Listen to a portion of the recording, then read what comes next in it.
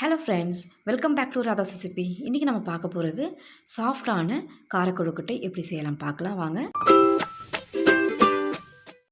அதுக்கு முதல்ல கடாயில் 2 ஸ்பூன் எண்ணெய் சேர்த்துக்கலாம். எண்ணெய் நல்லா சூடானதும் 1/2 ஸ்பூன் கடுகு நல்லா பொரிஞ்சு வந்ததும் 1 ஸ்பூன் கடலைப்பருப்பு சேர்த்து லைட்டாக கலர் மாறி வரணும். மிதமான தீயில வச்சு இதை நல்லா மிக்ஸ் பண்ணி விட்டுக்கலாம். கடலைப்பருப்பு இந்த அளவுக்கு கலர் மாறினதும் ஒரு இனுக்கு கருவேப்பிலை பொடியாக நறுக்கி சேர்த்துக்கோங்க.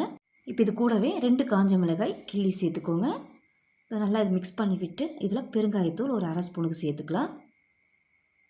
அடுத்து 2 பெரிய சைஸ் வெங்காயம் பொடியாக நறுக்கிறதா சேர்த்துக்கிறேன். வெங்காயம் ரொம்ப வதக்க வேணாம், ஒரு 2 நிமிஷம் மட்டும் மீடியம் தீயில வச்சு நல்லா வதக்கிக்கலாம். நல்லா இந்தளவுக்கு வெங்காயம் வதங்கினதும் ஒரு கையளவுக்கு துருவன தேங்காய் சேர்த்துக்கிறேன். தேங்காய் துருவல் நல்லா சூடுனா போதும், ரொம்ப வதக்க வேண்டாம். இப்போ இதில் உப்பு சேர்த்துக்கிறேன். இந்த வெங்காய வதக்கலுக்கும் நம்ம சேர்க்க போகிற மாவுக்கும் ஏற்ற மாதிரி உப்பை சேர்த்துக்கிறேன். நம்ம எந்த அளவுக்கு மாவு எடுக்க போகிறோன்னு பார்த்தீங்கன்னா 1 கப் அளவுக்கு அரிசி மாவு எடுத்துருக்கேன். இந்த மாவுக்கும் சேர்த்து உப்பை ஆட் பண்ணிக்கோங்க.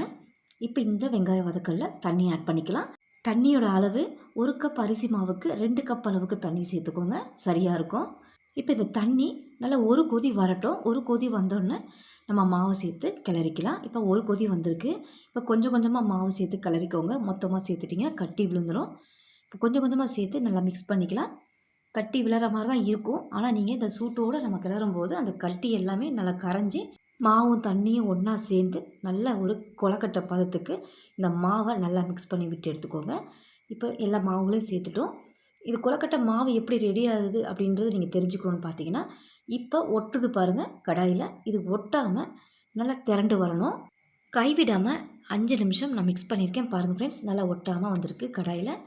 இப்போ ரெடி ஆயிடுச்சு. அப்படி இல்லைனாலும் மாவு எடுத்து உருட்டி பாருங்கள்.